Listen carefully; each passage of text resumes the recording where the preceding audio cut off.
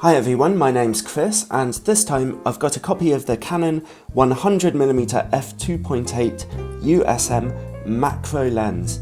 I've always wanted to play with a real macro lens, so I've actually had great fun testing this thing out.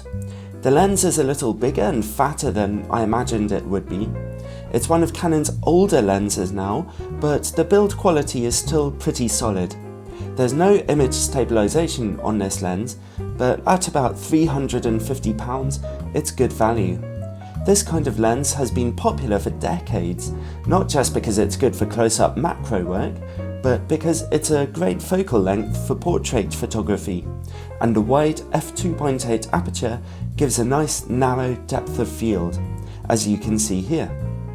Manual focusing is fairly smooth and slightly damped, but as you can see in this footage, the travel on the focus ring isn't incredibly long, so macro focusing can sometimes be tricky. This lens has full-time manual focusing, so you can grab the focus ring anytime to change focus.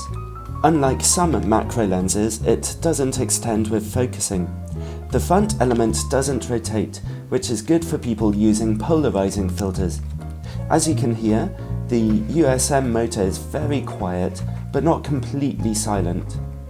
It normally focuses very fast, but sometimes it's a little bit slow. It seems to depend on exactly what you're trying to focus on. However, one commendable thing is it focuses very accurately every time. This lens is very, very accurate to focus. Let's look at the picture quality. This lens is very, very sharp, even at f2.8.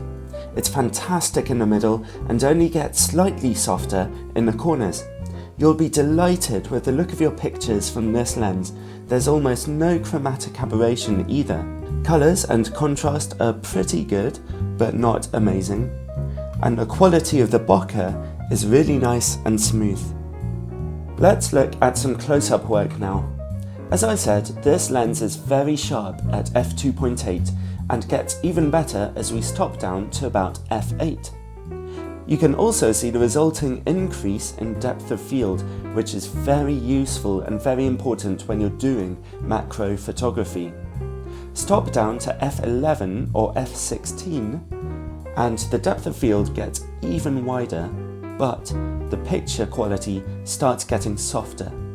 And beyond f16, the image quality completely falls apart, especially at f32, which is totally useless. But that's not really the lens's fault. This softness is actually due to a natural physical effect called diffraction. You'll see this softness in pretty much any lens when you use tiny apertures, such as f32. Now, I can tell you, I love this lens. For portraits and macro work, it's seriously good, and macro work and portrait shots are fun. The lack of image stabilization is a shame, so this is the kind of handheld video footage you can expect. As you can see, it's a little shaky. But you can still get some nice still shots indoors if you push up your ISO levels. And of course, if you're ready to use a tripod, you'll have no problem at all. You should be using a tripod for good macro photography anyway, so actually I didn't miss image stabilization too much with this lens. It would be nice for video work though. This lens is also compatible with expensive full-frame digital cameras, where it will perform even better, and you can use it on film cameras too. Here are some shots I took with my film SLR camera on some old 200 speed Fuji film. I think the shots look pretty good.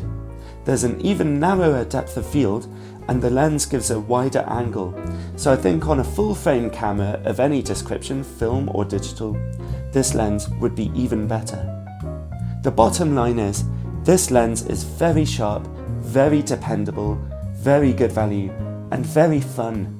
Highly recommended.